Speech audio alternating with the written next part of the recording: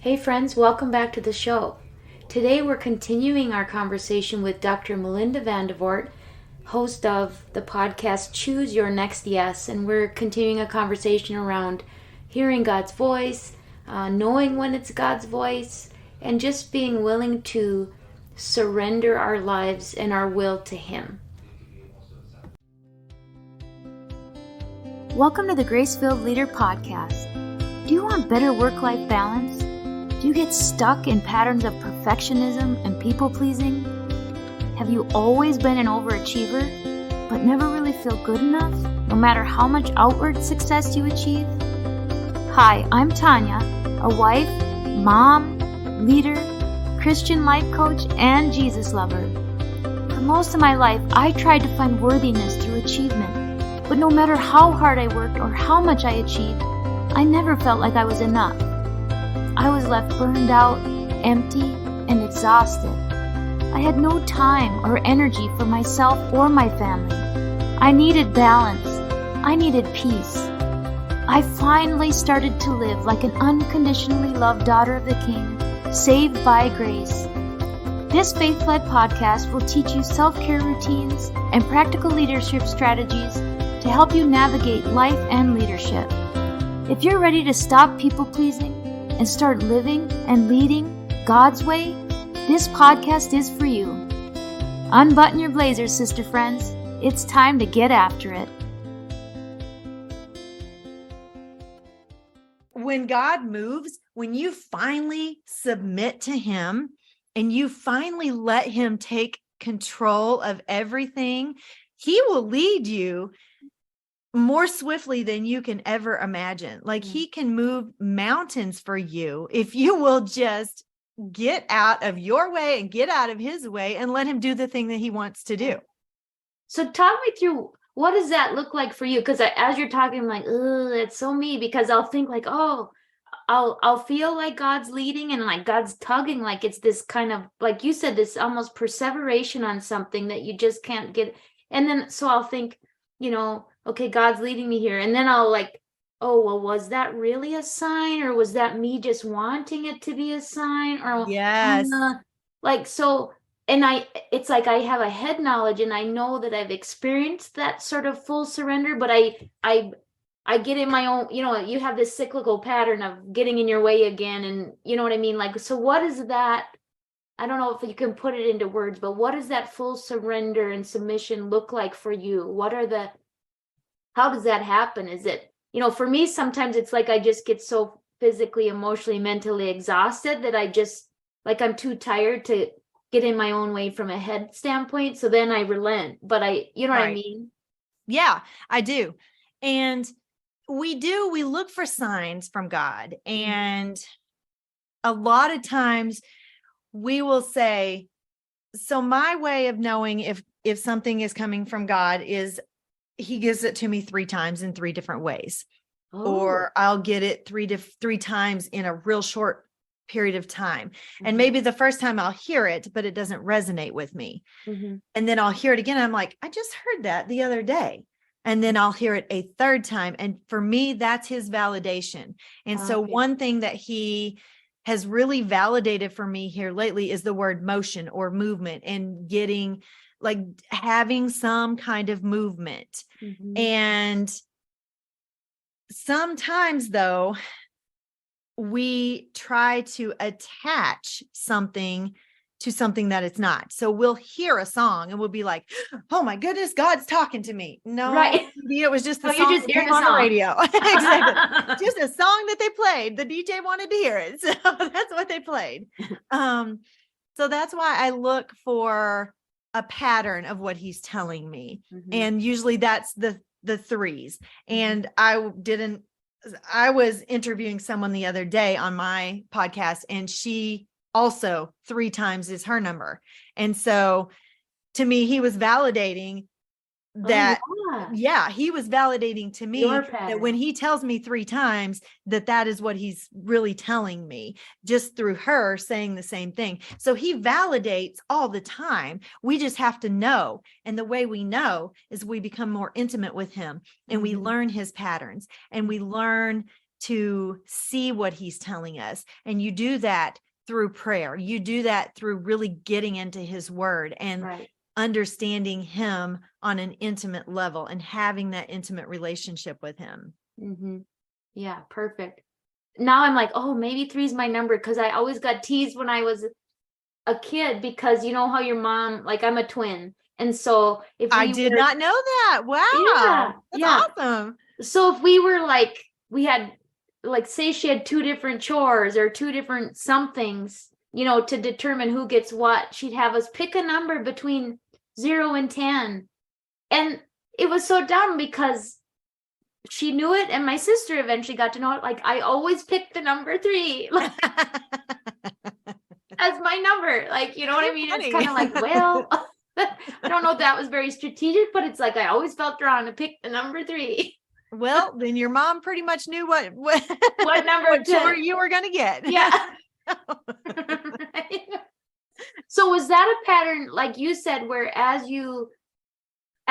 it happened more and more, you recognize the pattern versus like asking God, like, okay, God, if this is really you, give it to me 3 times. You know what I'm saying? No. It was not me asking for it 3 times. It was him revealing to me that on that 3rd time, because that's about how many times it takes me to recognize that is what he's saying. So like, I'll hear it the first time, and then it's just something I hear the first time, but then he'll either give it to me really quickly again, or he'll give it to me in a way that I absolutely can connect it to the first time. And so I'm like, okay, so I just heard that the other day. That's kind of odd that I'm hearing this 2 times in a row. And then when I hear it that 3rd time, I'm like, yep, that's God validating. Yes, this is what I want you to hear. This is the word. This is the message. This is whatever it is he's telling me. On that 3rd time, it just really sinks in that is what he's saying. Yeah. Oh, I love that. God, I'm just like kind of envious. You know, I know envy isn't a godly thing, but I'm like, oh, I want to recognize my pattern. Is it 3s? But that's the thing. It took me a while to recognize that myself. And so like, there was like 5 years ago, 6 years ago, I was so in tune with God. I didn't need 3 times. I knew what he was saying. And then through my own stupidity, through my own being human, my relationship with God kind of got strained for a little bit, and I lost that intimacy with him in a way that for a little while, I wasn't able to hear him at all.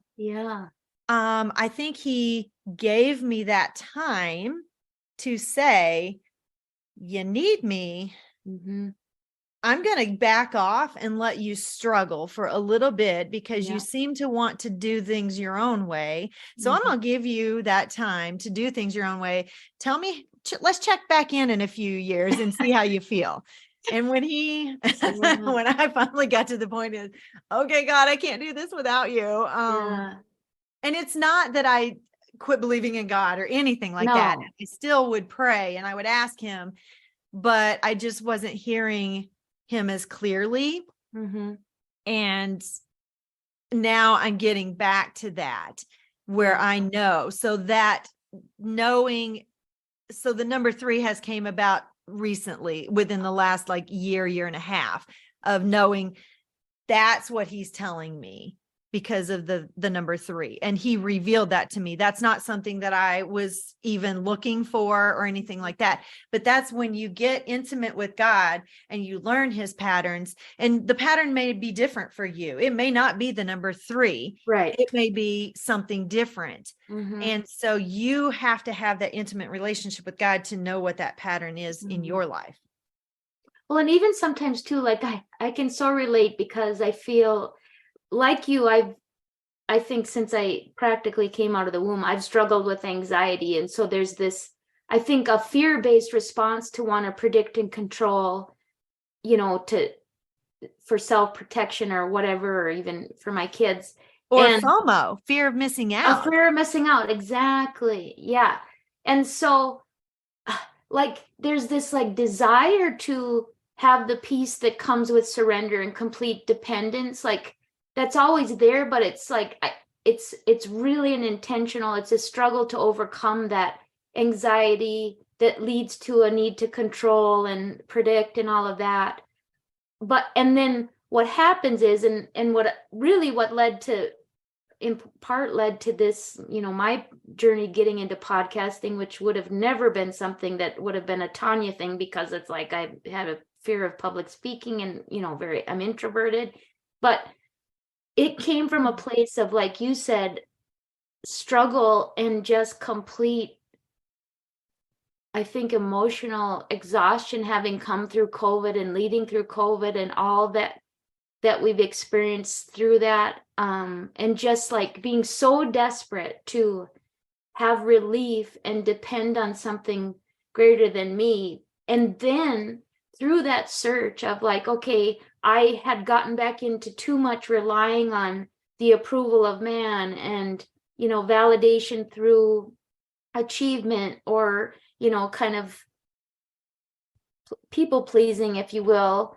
and then when that, just things happen where it sure wasn't easy to find value in that anymore. Right. It led me back to, again, searching more intimacy with God and sort of, who am I? Like that identity crisis again, sort of, gosh, I'm struggling. And so then through that relationship building again, and that seeking intimacy and seeking direction and seeking dependence, I feel like as he grows that heart knowledge of who I am in him, and as that relationship and intimacy grows again, it becomes harder and harder to resist. In me, it's so far, it's that sort of like just perseverative sort of themes or whatever that come into my head, or just this gut pull, that's like, ugh, it becomes increasingly difficult to ignore it, or to be something different than who I am in him. You know what I mean? Like I can no longer, which I feel like I've always been someone that needs to be authentic to who I am and show integrity and align with my faith and my values. But sometimes my own insecurities have made me not bold in that. Right. And I feel like the more I grow and get secure in who I am in my identity in Christ, the more difficult it is to not align with that authentic who I am in Christ. And it's grown a boldness in kind of using my voice in that way. So sorry, that was a long-winded thing, but I think what it goes back to is just what happens when you seek that intimacy through prayer and through his word and through understanding his character. It becomes more and more uncomfortable to live the world's way, you know, if that makes sense. Yeah, absolutely. And you talked about confidence. So I have always been a super confident person, and until there were a few years where like my confidence had taken a hit. And I just, not only was I seeking to know where he was wanting me to go, I was like, my confidence was waning big time. And it wasn't because I was seeking approval or anything like that, because I can, like, sometimes, I guess as humans, we all want some kind of validation from other humans, and even in education and that kind of thing. But I guess even getting older and being, almost 50 years old, like I'm not so much seeking approval of anyone now. I just need his approval to tell me where I'm going. And I think my lack of confidence was because it took so long to get up here. I had applied at so many jobs. Things were not happening. And I had actually had some interviews at other schools, like not even in the St. Louis area, but close, and even in like the Springfield area. And I had done some interviews and I just wasn't getting the jobs. Like I would go 2 or 3 times and interview for one position, and then they would give it to someone else. And I'm like, man, your confidence takes a big hit. Yeah. And I'm like, I know I interviewed well. And I would say, tell me what could I have done better? And they were like, oh, your interview was great. We just went with somebody in-house. well, okay. Yeah. So my confidence really took a hit. Mm-hmm. And then it's just now getting back to where I feel more confident again. But that's because I am again surrendering to him. Mm-hmm. I'm letting him lead me instead of me trying to force it. So when you're lacking that confidence, sometimes you're trying to force what you want to happen. Mm-hmm. And it's not happening. And so your confidence, like it takes a dramatic downturn. Yeah. And it's simply because you're not giving God the reins and letting him take control of everything, and you're not in complete submission to him. Mm-hmm. So I, along those lines, I have another question. So let's say, because I know that there are those among us and among the listeners that maybe are they're already in a leadership position, and they once felt called to be there, but they're Mhm. struggling with that assurance or confidence because it's not for the faint of heart to lead people. You are correct. It's a challenging thing, and I believe that for it to be sustainable, it has to be a calling. But if that, my Stella, who I call my listener, if she's listening and she's a leader now and she's just not sure if she is still meant to be leading and wondering if her next yes is something different than leadership, do you encounter those? Like, what do you say to that woman who either wants to determine whether if she is where she is and God's just preparing her for the next thing, or she's in a period of struggle to grow where she is, versus if her next yes is indeed something else? Does that make sense? Yes, it does. It does. So first of all, again, having that intimate relationship with him and knowing whether he's telling you to move out of that leadership role, because I actually thought he was telling me to move out of education completely. Yeah. But sometimes he gives you that opportunity to try on those new hats and see if they fit. But then also sometimes the enemy just comes in there and he plants that doubt. Yeah. And it's not God, it's the enemy coming in and he's getting in your way. And you'll look at it, instead of looking at it as the enemy, you look at it as a sign from God. And it's not a sign from God at all, because God's going to take you where he wants you to go regardless. And it doesn't matter. He will, in the end, he's going to win. Yeah. He's going to do what he wants you to do. Yeah. Even if it takes you a while, even if it takes you 40 years of traveling in the desert to get there, Right. you're going to get there. Yeah. Regardless. But the enemy swoops in and he takes over because it's easier. It's Right. easier to doubt. It's easier to say, I don't think God wants me to do this now. I think I need to do this. It's easier than to trust God, not knowing where you're going. And so you try to formulate the way you want things to go instead of just following that straighter path that he wants you to go. And sometimes the path isn't straight necessarily. Right. And sometimes he gives you struggles. Yes. But those struggles are growth, and it helps you learn what you need for that next step. But you just have to continue to lean into him.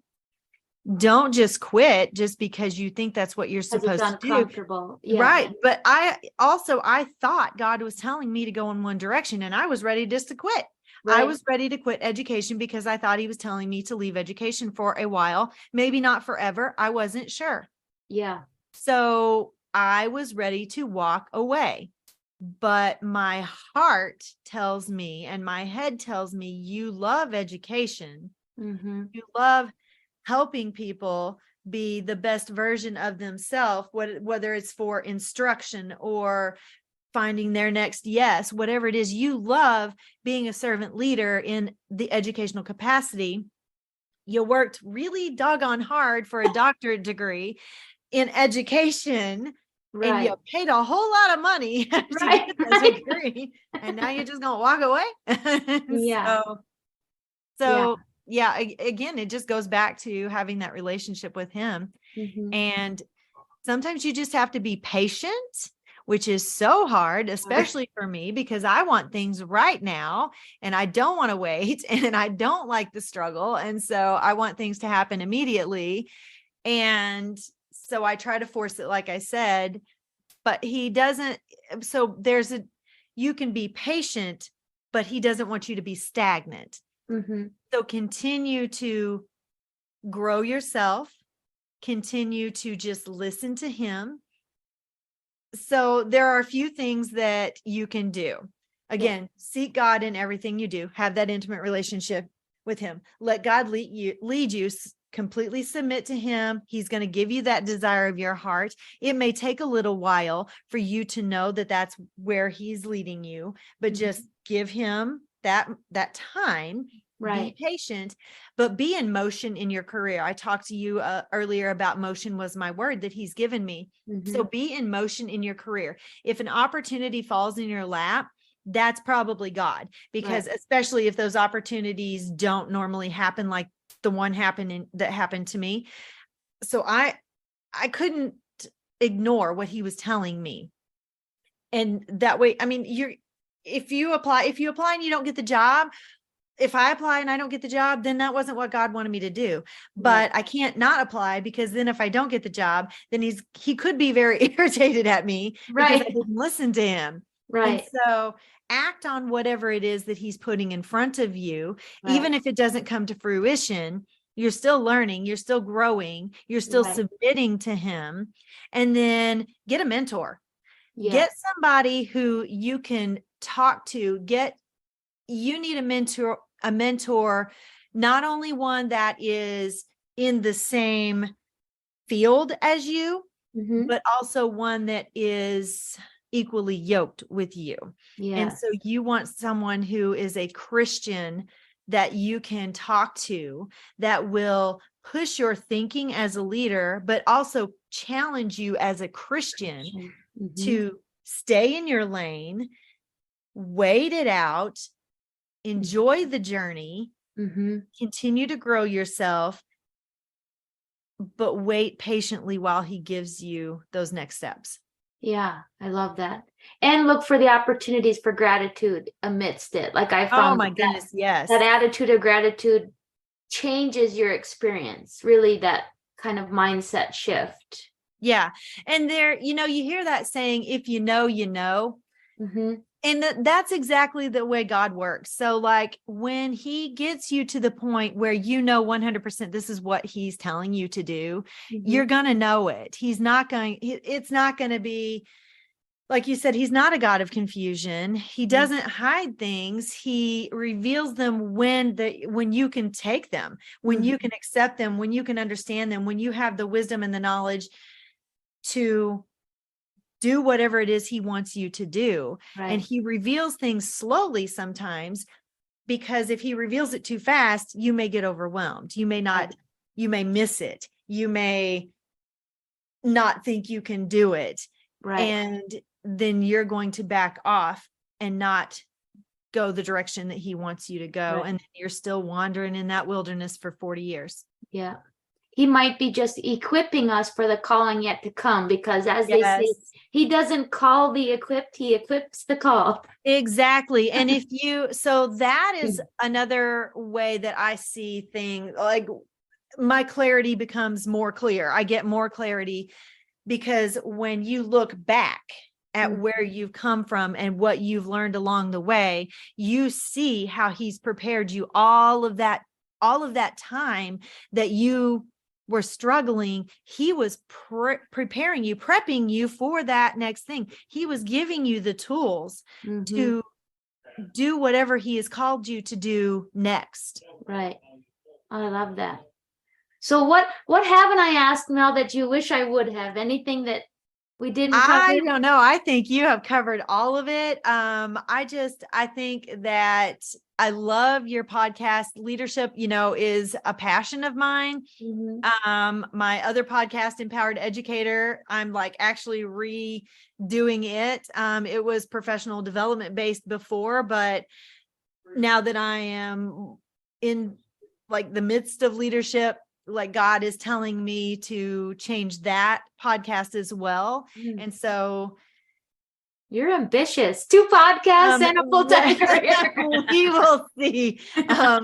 My Empowered Educator podcast is kind of sitting dormant, but, it's still growing slightly, but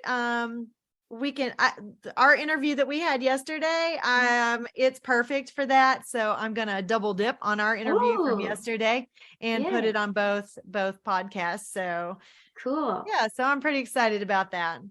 So tell us, Melinda, where can our listeners find you and learn more about choosing their next yes? Yeah, absolutely. So you can email me anytime at Mel Vandevort, MELVANDEVORT @gmail.com.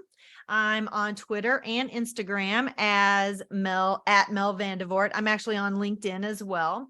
And I hope you would come over and listen to me on Choose Your Next Yes. And I'm on all of the platforms. So whatever platform you want to listen, I will be there. Choose Your Next Yes. Awesome. Well, thank you so much for this wonderful conversation and for joining us today.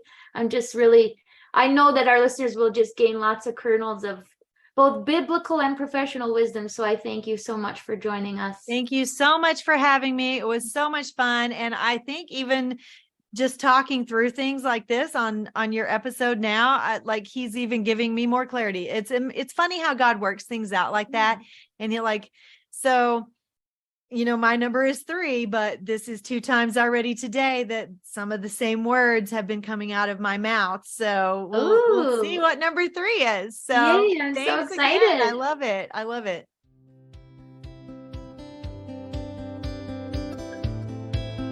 I pray this episode blessed you, spoke to you, or encouraged you in some way. If so, please share it with a friend and head on over to Apple Podcasts to leave me a review. That's the only way for me to know if you're enjoying the show. Nothing blesses me more than to hear from you. Also, come on over to our free Facebook community. This is a great place for us to support one another on our faith and leadership journeys.